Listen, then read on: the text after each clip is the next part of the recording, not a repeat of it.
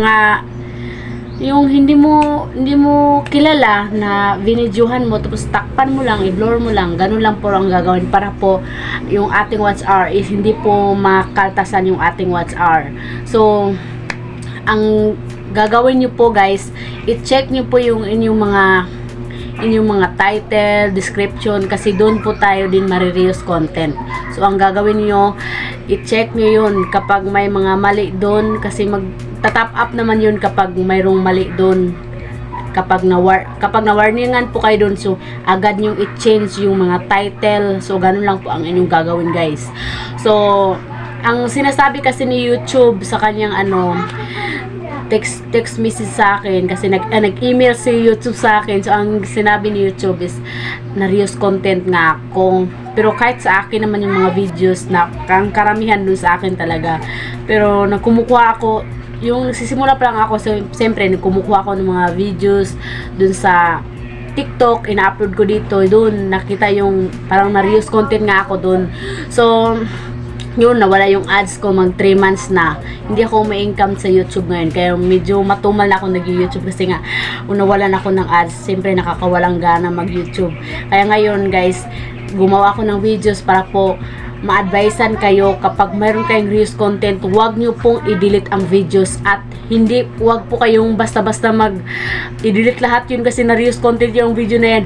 Pwede nyo po yung i-delete. So gagawa po ako ng videos nyan mga next week. Makagawa ako ng video paano i-blur yung video na na-reuse content. So gagawaan ko po kayo ng videos para po meron po kayong idea, para po hindi po mabawasan ang inyong mga watch hour, kasi napakahalaga po ng watch hour natin.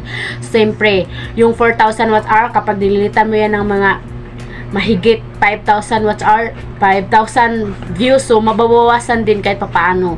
So wala pang balita sa aking YouTube ngayon, wala pang nag-email si YouTube kasi nag-reapply ako nung May 10. So hanggang ngayon parang inaano pa nila yung aking YouTube channel. So ang maganda din po is maglagay kayo ng thumbnail. So ang advice ko po sa inyo na magandang thumbnail, so dapat po ang inyong mukha talaga inyong i-thumbnail, no, wag yung mga puro salita kasi ang gusto ni YouTube kasi makita yung mukha ninyo, yung gumagawa ng videos, gusto ni YouTube yan. So kapag gumawa kayo ng videos na hindi naman sa inyo, tapos yung mukha i-blur na lang ninyo para po mas safe kayo, no, hindi na kayo ma-reuse content at hindi pa kayo mawala ng ads. So i-blur na lang po ninyo. So next week gagawa po ako ng videos para po meron kayong idea, no. So napakaganda po nitong ating vlog kasi karamihan po dito talaga na reuse content, hindi na talaga nabalik yung kanilang mga ads. So gagawa po tayo dito ng video para po matulungan po kayo, kasi ang iba dyan nawala ng gana katulad ko, kaway-kaway dyan sa mga katulad kong na reuse content, nawalan ako ng gana mag YouTube kasi nga na reuse content. Mahirap din yung i-reach yung 1,000 subscriber in 4,000 watch hour tapos ma-reuse ka lang. Kaya pag-igihan nyo po kapag mayroon kayong mga title, tingnan nyo talaga, huwag kayo basta-basta maggamit ng hashtag kasi doon din po kayo marireuse content. So yun guys, sana po nakatulong ako kahit papaano sa inyo sa ating vlog ngayon. So huwag kalimutan mag-subscribe sa aking YouTube channel, i-click mo notification bell para updated ka sa mga susunod na videos ko.